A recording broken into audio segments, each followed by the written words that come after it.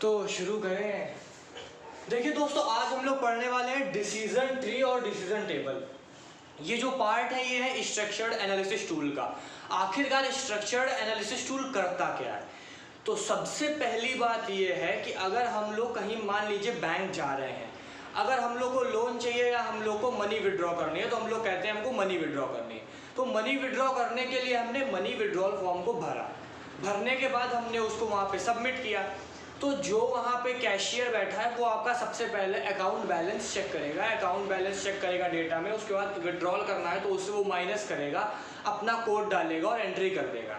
तो आपका जो डेटाबेस उसके अंदर पड़ा था वो अब अपडेटेड हो चुका है एक तरीके से। अगर उसमें पहले 10,000 रुपये थे और आपने 5,000 रुपये निकाले तो उसमें सिर्फ 5,000 रुपये बचे हैं। तो अब जो इंटरनल काम हुआ उसके बाद तो उसने आपको रुपये दे दिए होंगे, लेकिन जो इंटरनल काम हुआ एक कंप्यूटर में एक डेटाबेस के अंदर, उसको रिप्रेजेंट करने का तरीका, क्योंकि वो कॉम्प्लेक्स फंक्शनिंग होती है तो उसको बहुत आराम से दिखाने का तरीका कि कैसे उसको एक नॉर्मल आदमी भी समझ सके, एक उसको अंडरस्टैंडेबल लैंग्वेज में समझा जा सके, उसके लिए हम लोग स्ट्रक्चर्ड एनालिसिस टूल यूज़ करते हैं। जो डीएफडी है वो हम लोग पढ़ चुके हैं, और वैसे ही दो और होते हैं जो होते हैं डिसीजन ट्री और डिसीजन टेबल। तो अब हम लोग इसकी बात करते हैं कि डिसीजन ट्री और डिसीजन टेबल में क्या क्या आता है। सबसे पहला हमारा डिसीजन ट्री आता है। ये एक तरह का डायग्राम होता है जो हमारी रूट को करता है, कि मतलब जहाँ से काम शुरू हुआ उसके बाद कंडीशंस को, उसके बाद एक्शंस को शो करता है।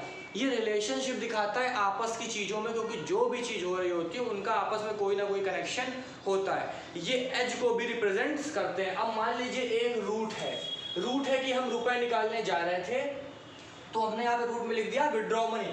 क्या कंडीशंस हैं कि हमको मनी हम लोग किसके द्वारा निकाल सकते हैं? बाई चेक और by cash, by withdrawal form जो हम लोग को बैंक में मिलता है, और बाई चेक। तो उसमें हम लोग ने क्या क्या कंडीशंस भरी, कितना अमाउंट था और उसका क्या एक्शन हुआ, उसने हम लोग को रुपए दिए। इस तरीके से क्या है, कंडीशंस हम लोग को क्या बोलते हैं, डिफाइन करनी होती है। इसका एग्जाम्पल मैं लूँगा तो आपको ज़्यादा अच्छे समझ में आएगा।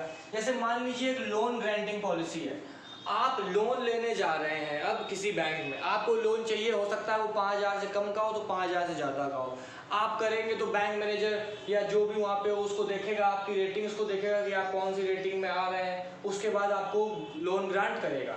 तो लोन ग्रांटिंग पॉलिसी है, इसका कोई रेटिंग ए है, इसकी कंडीशंस नहीं दी हुई है। एरर मैसेज अगर कोई प्रॉब्लम अगर होती है तो यहाँ पे हमारा काम जो था वो एरर हो गया, अब नहीं हुआ। लेकिन वहीं अगर रेटिंग बी में आए तो पहले लोन ग्रांट करने के लिए हम लोग गए, रेटिंग बी में आए, हम लोग से वहाँ पे पूछा है दो कंडीशंस में कि अमाउंट आपका 5,000 से कम है या फिर 5,000 से ज़्यादा है। अगर अमाउंट आपका 5,000 से कम है तो आपको लोन ग्रांट कर दिया गया। अगर 5,000 से ज़्यादा है तो आपकी जो रिक्वेस्ट है वो डिपार्टमेंट पे भेज दी गई। तो ये क्या है, एक तरीके से डिसीजन ट्री है जिसमें आपको दिख रहा होगा। बस ये थोड़ा हॉरिजॉन्टल और वर्टिकल का चक्कर है, तो इसको अगर ऐसे करके देखेंगे तो समझ में आ जाएगा। तो अब क्या है कि ये एक तरीके से रूट ट्री है, एक तरीके से डिसीजन ट्री है, जिससे हम इसको आसानी से समझ सकते हैं। लेकिन अगर ये नॉर्मल लैंग्वेज में बोला जाए कि इस तरीके से हुआ तो हो सकता है इतना अच्छा ना समझ में आए, या कंप्यूटर सिस्टम के अंदर, एक सॉफ्टवेयर के अंदर ये काम कैसे किया गया है वो अगर हम लोग को नॉर्मल ना पता चले, क्योंकि हम लोग अंदर के सिस्टम की वर्किंग नहीं देख सकते, तो उसको देखने का, उसको स्ट्रक्चराइज करने का, उसको कैटेगराइज करने का तरीका होता है डिसीजन ट्री। इसी तरीके से हमारा एक और होता है जो होता है डिसीजन टेबल। ये डिसीजन टेबल हमें लॉजिक्स भी दिखाता है और एक तरीके से जो एक्शंस हो रहे होते हैं उनको भी दिखाता है। जो ये अपर वाली चीज़ें होती हैं ये हमारी कंडीशंस होती हैं और हमारे वेरिएबल्स होते हैं जो ये स्पेसिफाई करते हैं कि क्या होने वाला है, और जो उसके नीचे वाले होते हैं वो उसके एक्शंस को बताते हैं कि जो ऊपर हमने स्टेप लिया उसके एक्शंस क्या होंगे। अब मान लीजिए क्या है, पहला कंडीशन एंड एक्शंस। हमारी कोई कंडीशन और एक्शंस हैं और उन कंडीशन और एक्शंस को लेने के हमारे कुछ डेफिनेट रूल्स हैं, उन रूल्स के बिना हम वो चीज़ें नहीं कर सकते हैं। तो जो कंडीशंस और एक्शंस लिए उनकी कोई ना कोई एक एंट्री होगी, तो हमने उन कंडीशंस की एंट्री कर दी, स्टेटमेंट एंट्री की। हम लोग को मान लीजिए रुपए विड्रॉ करने थे, तो हमें रुपए विड्रॉ करने हैं, तो रुपए विड्रॉ करने के कुछ रूल्स होते हैं। अब हमें रुपए विड्रॉ करने के लिए कुछ कंडीशंस की स्टेटमेंट एंट्री, चाहे वो चेक हो चाहे वो विड्रॉल फॉर्म, भरना पड़ेगा। उसको भरने में भी कुछ कंडीशंस होती है जिनको हम लोग फॉलो करते हैं, उन कंडीशंस को वहाँ पे भर देते हैं। उसके बाद हमारा एक्शन स्टेटमेंट, मतलब अब हमको एक्शन लेना है, जो हमारा एक्शन का स्टेटमेंट है, जो हमारा काम का स्टेटमेंट है, उसको हमने यहाँ पे लागू कर दिया। उसी के साथ हमारी एक्शन एंट्रीज हुई, हमारा काम हो गया, हमारा जो भी डाटाबेस था वो मैनेज हो गया, हमारा जो भी रुपीस थे वो अपडेटेड हो गए, 10,000 थे 5,000 हो गए, क्योंकि 5,000 में विड्रॉ कर लिए। तो इस तरीके से हमने डिसीजन टेबल के थ्रू भी इसको शो किया।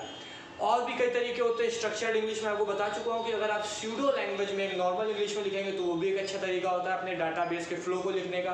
डीएफडी तो होता ही है, उसके साथ साथ ये दो थे ये, एक डिसीजन ट्री, एक डिसीजन टेबल, इसको भी मैंने आपको समझा दिया। बाकी और इसी तरह के वीडियोज जो है वो इन्फॉर्मेशन सिस्टम में जो प्लेलिस्ट है उसमें आपको मिल जाएंगे। तो मैं हूँ एकांत पाठक, आप देख रहे थे एकांत 360 यूट्यूब चैनल। फिर मिलते हैं अगली वीडियो में, तब तक के लिए पढ़ते रहिए। Thank you, have a nice day.